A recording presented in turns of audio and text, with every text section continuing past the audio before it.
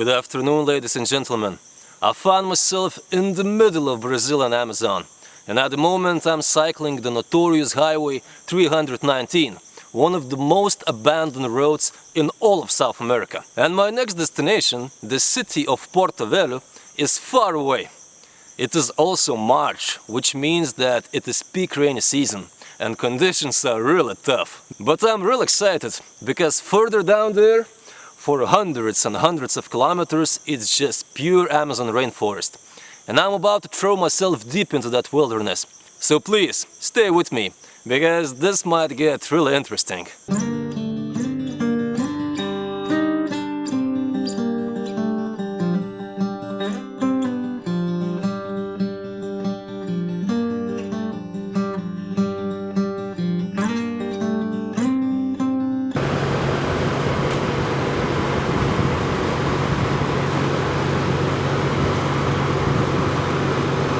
So I just took yet another ferry and I crossed Aramapuera River. And this is pretty much the last bigger human settlements before I will start pedaling through really abandoned stretch of this highway. And this is not a town, it's difficult to call this place even a village. It's more like a bunch of businesses on each shore of the river. You know, like little stores, little restaurants, even a few hotels. So if I want to do any shopping, or let's say spend the night in a bed, this is my last opportunity.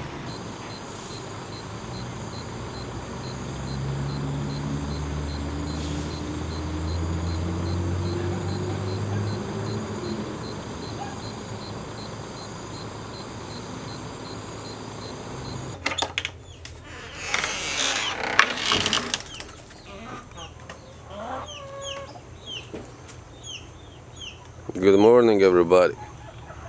It's another beautiful morning in Brazil and Amazon. And believe it or not, but I slept in this little house I rented for myself. Because you see, I really wanted to take some good rest. Because I know what's waiting for me further ahead. And I also want to charge all my stuff, to clean my clothing and all that. So yeah.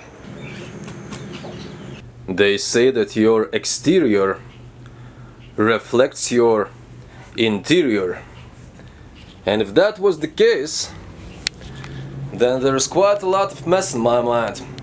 And you know, sometimes I really feel like a madman, and sometimes I have a reason to feel like one. And you know what I was doing last night?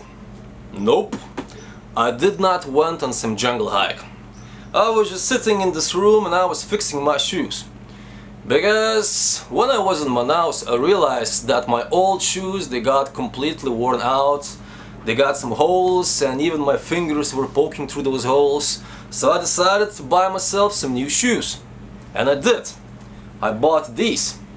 And I ain't gonna lie, these weren't the most expensive shoes, but I was told that these are the hiking shoes and they look like hiking shoes, so I bought them, and that's that. And yesterday I was cycling and I noticed that, how to put this properly, the base of my shoes was becoming detached from the rest of it, you know?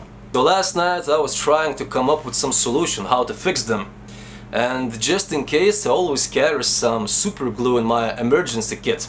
So I managed to glue this together. And I have absolutely no idea whether this will last, or better question, how long this will last. But I know that the road ahead of me is completely crazy. And if my shoes will fall apart, then I may end up in really deep shit, you know? And the brand of these shoes is called Mac Boot, or Mac Boot. And I really don't know whether this is a Brazilian brand. There is some tiny Brazilian flag in here, but I really don't know, and little I care. So what I want to do, I just want to send a little message to the makers of these shoes, to this company, to this brand that is called Mac Boot. People, your product is a complete garbage, and I think that you should be embarrassed of yourselves. That's what I think. But anyway, that's the end of the rant. I just wanted to state my shoe problem. And by the way, have you noticed that this room has pink walls? And it matches my shirt, my pink shirt, pretty well. You see? Some years ago I was dating this feminist lady. And one time she told me that when I'm talking, sometimes it feels as if I was borderline toxic masculine. And retrospectively thinking, I think that was a complete bullshit. But just in case, to even things out, I decided to get myself this pink shirt. So when I'm walking down the street and people see me, they see this beardy, outdoorsy, mean Eastern European guy. But then he's wearing this pink shirt. So he's got to be a nice person, you know? He's got to be a nice dude, you know?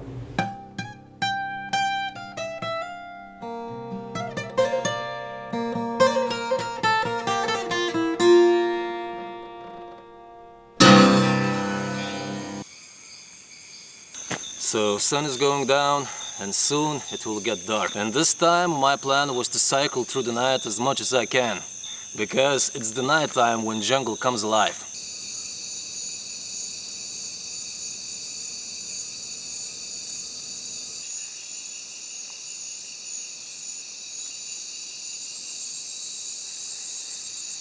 Now this one is so-called banded water snake, and it is a pretty common animal out here in the Amazon rainforest.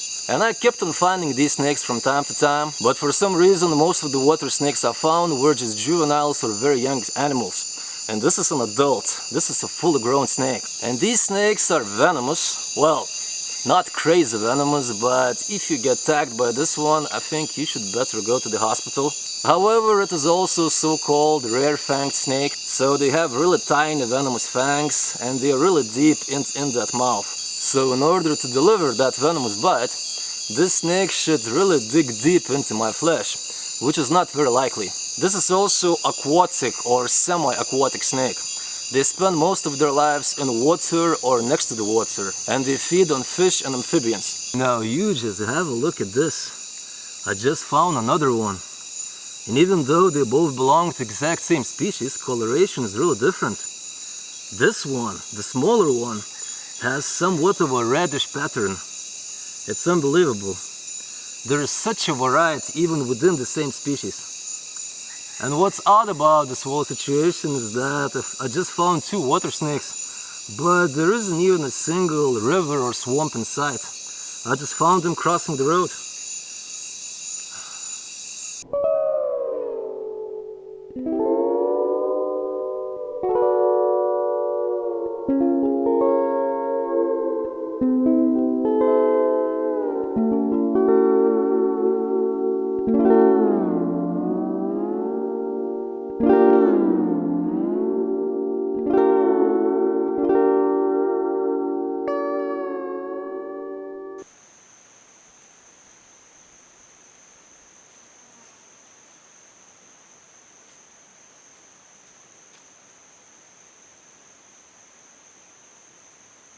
So yesterday I was cycling deep into the night, and then somewhere around 3 o'clock in the morning I realized that it's starting to rain. It was raining a little bit, so I just chose this random location and managed to set up my camp. But what's interesting is that there was no need to chop my way into the jungle. There was already a path, so somebody was doing some activities in this stretch of the jungle, which is a little bit odd because this is really abandoned stretch of the road, you know. There aren't any people living around.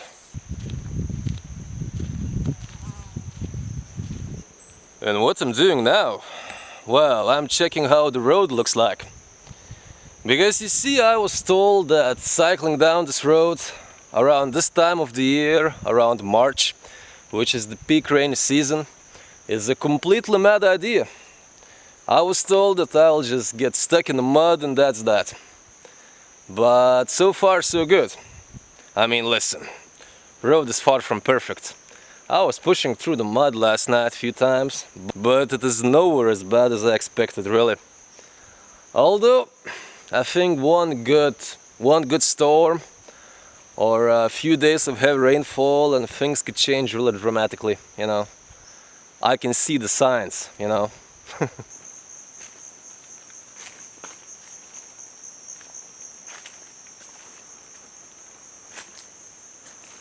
These goddamn termites. I used to find them on my backpack. I used to find them in my shoes. And now it's my bicycle. Now this is just too much. Come on. This is a genocide, you know? You just crossed the line. You know, you just crossed the line. You're messing with the wrong gringo. When I started this journey across the Amazon, I was really surprised how few mosquitoes there are. But it was a dry season, it was barely raining. And now, in the peak rainy season, it's completely different story. And last night, when I was setting up this camp, I got bitten quite a lot, you know. I got bitten all over. And I'm using mosquito spray from time to time, but in these conditions you're just sweating all the time, so it only helps you that much. Fortunately, I was told that along this road there aren't too many cases of malaria, so most likely nothing will happen. Those are just bites, so it's not a big issue. But still, I can feel this pretty radical change between dry season and the rainy season, you know?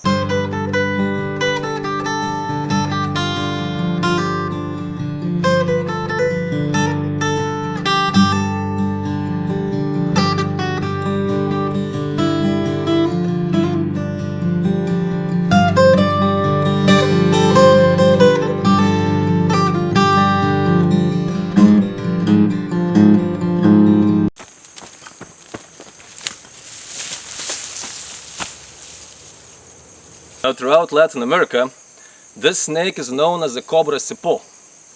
And in English language we call them whip snakes. Well, this is one of many species of whip snakes. This one is the most commonly found.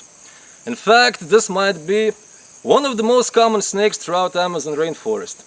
I see them from time to time, but unfortunately most of them are crushed on the road. And this is arboreal snake. They spend most of their lives up in the trees, up in the bushes, and they feed mostly on frogs, sometimes reptiles like lizards. And even though these snakes are non-venomous, they are completely harmless. When you try to catch one, or when they feel threatened or cornered, they're highly defensive, and they strike and they strike and they strike. This is a snake with a character, you know. And this is probably as big as they get, you know. They don't get any much bigger.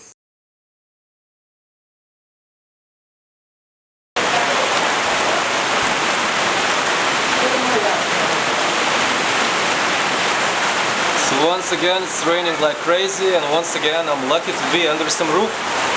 I'm a lucky bastard.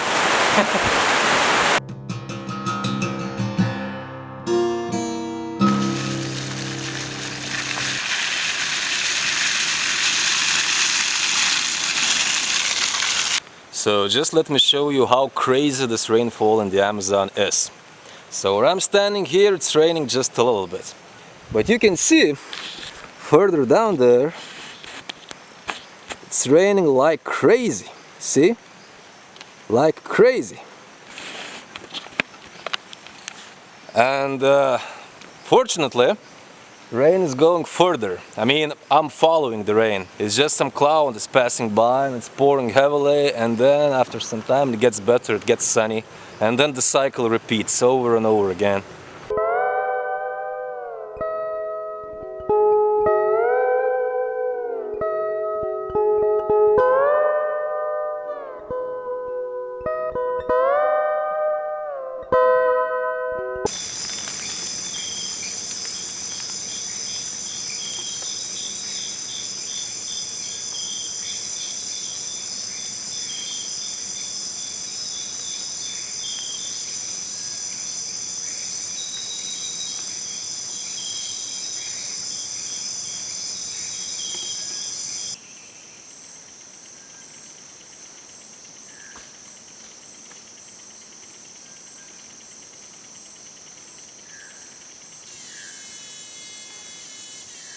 Good morning, my friends. So throughout this journey across the Amazon, sometimes you can hear me using this word igarapé. And igarapé is not some kind of a magical word. This is how Brazilians, or at least people from this part of Brazil, call small rivers that get seasonally flooded. Those are the igarapés. And there are so many igarapés everywhere. I think throughout this bicycle ride across Amazon, I've crossed hundreds of them. Really. There's so many tiny rivers, and those tiny rivers flow into bigger ones, and so on and so on.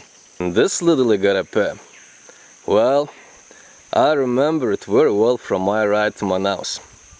And it's not the biggest one. In fact, it's really tiny and it's barely flooded. And it's definitely not the prettiest one. But I remember it. Well, I remember it because of its name. It really stuck in my mind. You see, this one is igarapé of Aristoteles. And whoever decided to name it this way, I want to applaud this person. You are really original. And you know, Aristoteles was not just one of the great philosophical minds of mankind. He was also the creator of scientific method. And he was pretty much the father of modern day zoology. So he was among the first ones who tried to study animalitos profoundly, you know. And I really wonder if somebody would have told him that one day there will be some little river named after him in the middle of nowhere, in the continent he didn't know that even existed. And I think he would say, who is this barbarian talking to me? Or, I don't know, maybe I should feed my slaves better. You know, Aristoteles was a great man, but he was also a product of his era. Just like I am, just like you are, my friend. And now I will philosophically bath in igarapé of Aristoteles.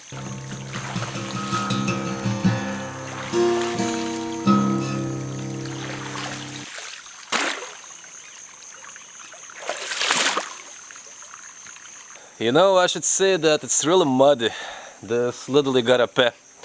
So it might be igarapé of Aristoteles, but it feels like a place that probably Diogenes would appreciate more. Anyway, by the way, since I started yapping something about philosophy, I think I should say that this little YouTube channel is not completely one-man show. Because most of the soundtrack was recorded by my good friend Algis Fedaios, who is not only a great musician, but he also holds a PhD in philosophy. So he's also a bright person, he's an educated man. And if you, my friends, want to hear some really outlandish psychedelic folk music, performed by acoustic guitar, or even banjo, or lap steel guitar, you should definitely check out the stuff. You can find his music on Spotify, on YouTube, he's all over the place.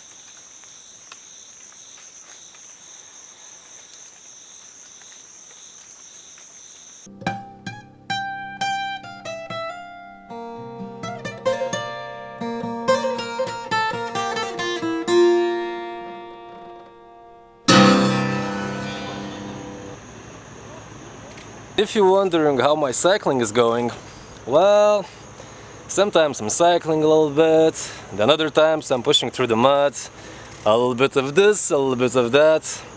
Just like one friend of mine once said, variety is the spice of life. But I'm not doing too bad, you know, nowhere as bad as those guys, because there is an entire line of trucks stuck in the mud.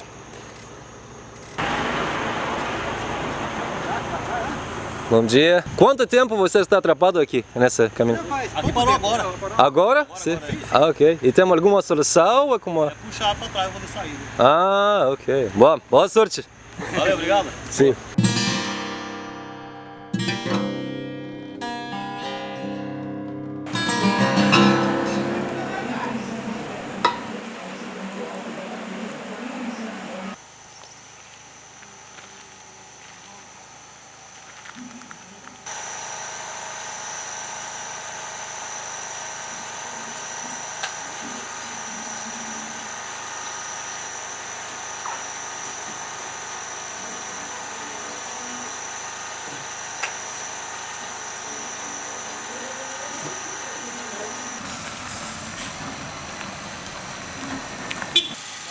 Yesterday I was sleeping with the smooth sound of electricity generator again.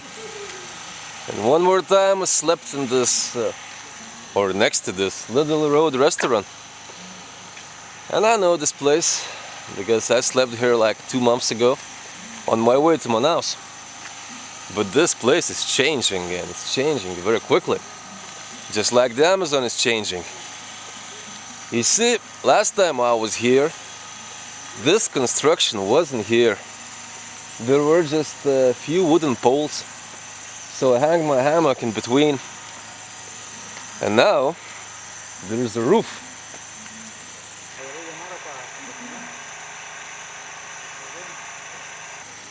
And it was raining all night. In fact, I came to this place all wet because it was raining really heavily on my way. And these types of places where you can get some electricity, where you can charge your stuff, where you can catch some Wi-Fi, they aren't too common down this road, so I really need to approach this opportunity. Because further down there, arguably the most abandoned stretch of this highway starts. And I was told that jaguars can be habitually seen crossing the road further down there. I actually marked that place on my map.